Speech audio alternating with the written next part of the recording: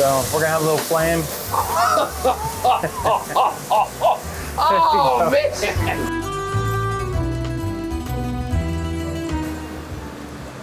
Got the last, I'm sorry, I'm savoring all of it right now.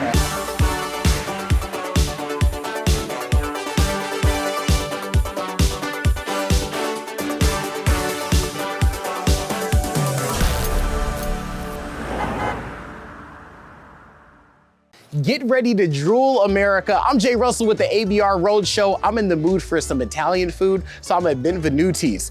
America, I'm telling you right now, it is such good food from what I heard. I'm in Norman, Oklahoma. That's right down the street from Oklahoma City. It's a sooner than you think drive. Now, you know this place is known for the University of Oklahoma, but it's also known for the tornadoes. Well, I'm thinking I want to see some tornadoes from the pasta swirls going on. I'm gonna go in and try some food. Let's go ahead and check it out.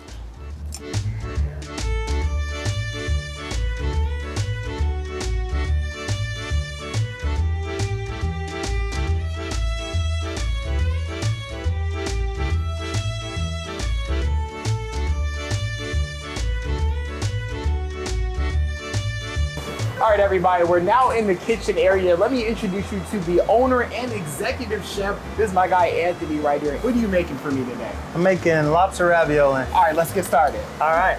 So we start off with a little extra virgin olive oil. Okay, gotcha. In a hot pan. To that, we're gonna add a little bit of chopped shallots, a little chopped garlic, a little bit of salt, a little bit of white pepper. As that sweats out, I'm gonna go ahead and add some fresh Australian lobster tail. This is our wild mixed mushrooms. We're gonna bring that back to saute. The real star of the show, our saffron brandy cream sauce. Okay. So it's a little bit of brandy, we flambe that, cook off all the alcohol, and then we add saffron and cream. We, on the inside of our ravioli, we'll go ahead and throw those in the water. Okay. We make these raviolis with fresh pasta, and it's got mascarpone cheese, fresh lobster, a little bit of tarragon, some shallots, some garlic. So what we're about to do here now is flambe this. So we're gonna have a little flame. Oh, man. So after that alcohol cooks off, we're gonna add our saffron cream sauce, plate it up like that. Yes, oh my Lord. There you are. Jeez Louise. America.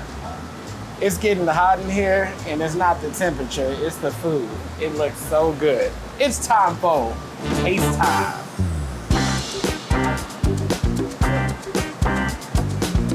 As I picked it up, I just saw the steam coming up like, Jay, you got a decision. Look cool for America or play it safe? Play it safe. Plan B, play it safe.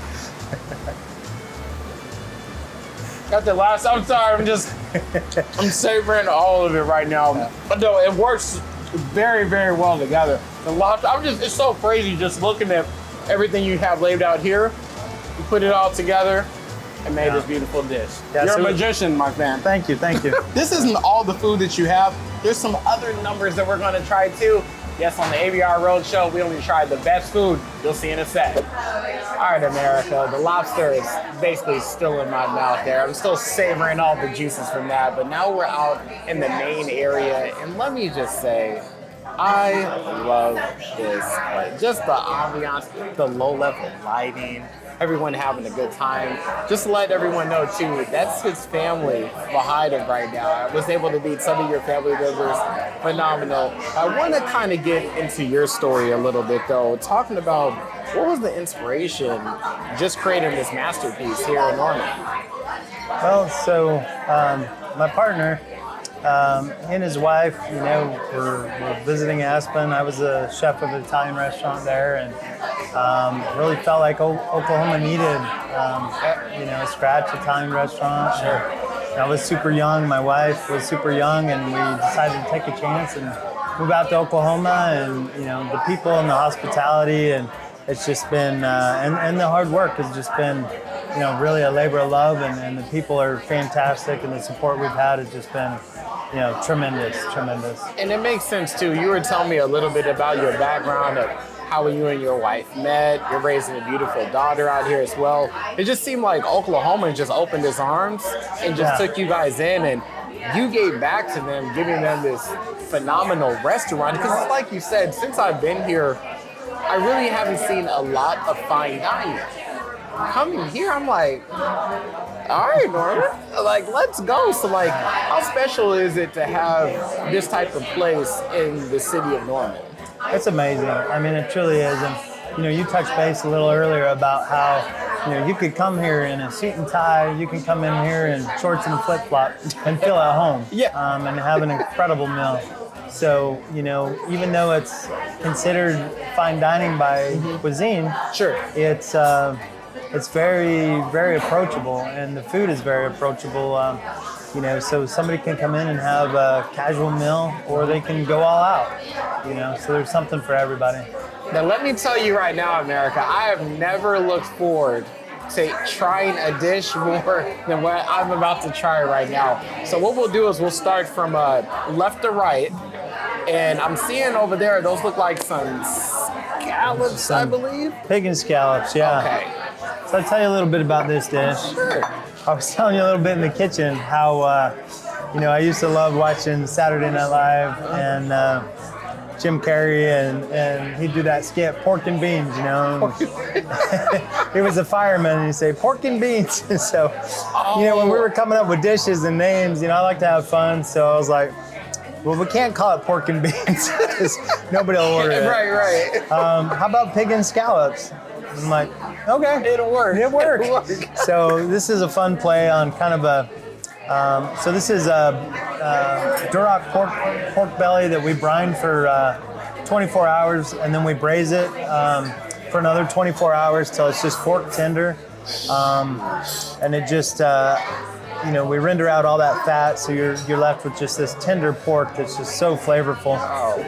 And then we use the scallops that we sear, and the beans are the Italian cannellini beans that have rosemary and just have just a crazy great flavor to it. So it's really good. You did not skimp on the flavor at all. And then the beans. It's an interesting base, but I love the story behind it. Right. And I think I know what you're talking about. Was that on A Living Color? Oh, In Living Color, that's what it was. Yeah. In Living Color, yeah. I goes way back. I can't do it with food in my mouth, but I know what you're talking about. Yeah. This tastes phenomenal. I love me some scallops. I'm taking another bite of the pork right now. Like, I normally just like to take one bite of everything because I like to save room, but this definitely called for 2 bites. Oh, Lordy. Good. Yeah, so, you know, naturally like a bacon wrapped scallop or, you know, it's just something that you'd see. And so having pork belly and scallops with the beans, it just, you know, it's just a different combination that, you know, this is the only place I've ever seen it, so. All right, now this is the grand finale, ladies and gentlemen. This is what I've been waiting on since about like 2 or 3 hours ago. As soon as Anthony told me he was making this dish, I was like, I was ready to go. Okay, go ahead and break it down for me from top to bottom. So this is one of my favorite dishes. So we got Colorado lamb, domestic lamb that we've marinated in fresh herbs, aromatics, and wine. We grill those. The potatoes, thank you, Thomas Keller, for bringing pave potatoes to the world. But these are potatoes, and in between every single layer of potato, there's a little touch of butter, a little Parmigiano Reggiano, and a little bit of sea salt, and a little bit of cream. So you got to get into that potato. Flake that potato. The potato? Okay. Oh, that is it right That's here. special. Oh, I'm trying to remain civilized because we are in a nice establishment. These lamb chops, that's why they got those handles. You gotta just, I was go. trying to be nice. I was trying to be nice. All right, so it's okay. All right. It's all good, I was trying to be proper and cut them. All right. No, that's why that bone's on there. He said, okay, well, I was trying to be nice. Let me go. So that's a beautiful part about domestic lamb is it eats like a filet. So it's just super, super tender. Just, I mean, there's nothing like it. It's so juicy. Yeah.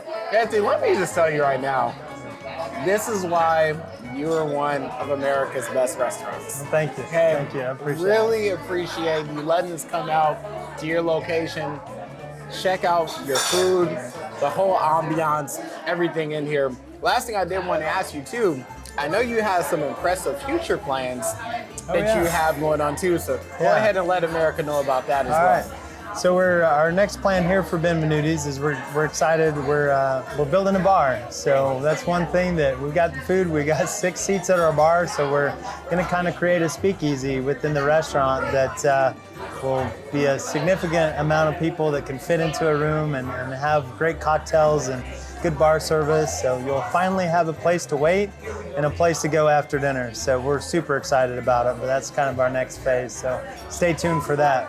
All right, well, the next trip I take out here, hopefully it's all completed and I can get the password for the speakeasy so I can get in. There you go. I don't want to get denied traveling all the way out here. Well, thank you so much, Anthony. I had a phenomenal time. I think we could finish it off with a cheers. Cheers. Thank you. Now, one of the faces that I saw when I walked right into the restaurant is the general manager, Justin, who's been here since January. I know that you're pretty new to this restaurant, but you've been in the business for 20 years. What do you think so far since you've been here? My experience here in the last 6 months has been great. I've been in the restaurant business for a long time, worked at a lot of different places, and one of the first things that I noticed about this restaurant was just kind of the family atmosphere and just kind of the loyalty and the support from the community of so many guests that come here and are here many times in a week. We're all a team here. It's not about any one person. And then the people that you were talking about behind the scenes in America, if you're visiting here, of course you're going to be in the dining room area and stuff, and you'll see the waiter and the other staff, but who's making the food? The chefs back there are going to work, and you've seen the food, phenomenal, delicious. Can you kind of speak about how vital that they are to the success to this whole operation? Yeah, absolutely. They are so incredibly important, and I mean, they're the ones back there. You know, when a guest comes to a restaurant, they're expecting a delicious meal prepared perfectly every single time. And so those guys have so much pressure on them to execute and to cook things to perfection for every single guest that comes in the building. And they really are dedicated and passionate about it. And they do a fantastic job for us. They're awesome to work with. So is there anything else that you would like to add that I did not ask you about? Like I touched on, what I think kind of makes this one of America's best restaurants would just be that we're such a team and such a family, and we have such loyal support from the community. It's really great to see everybody come together, be passionate about what we do every single day, and give every guest that walks in this door the best possible experience they can. And we're all about that and dedicated, and it's awesome to experience. Well, I definitely see and I hear that in America. You haven't met the staff yet, but I would like to introduce you to them. America, do I still got some lamb on the side of my mouth there? Well, it was just that good. Finger licking good. I'm gonna have to take some home with me. Remember everybody, I'm Jay Russell for the ABR Roadshow. Remember, don't settle for less. Life is too short for average food, and I'm at Benvenuti.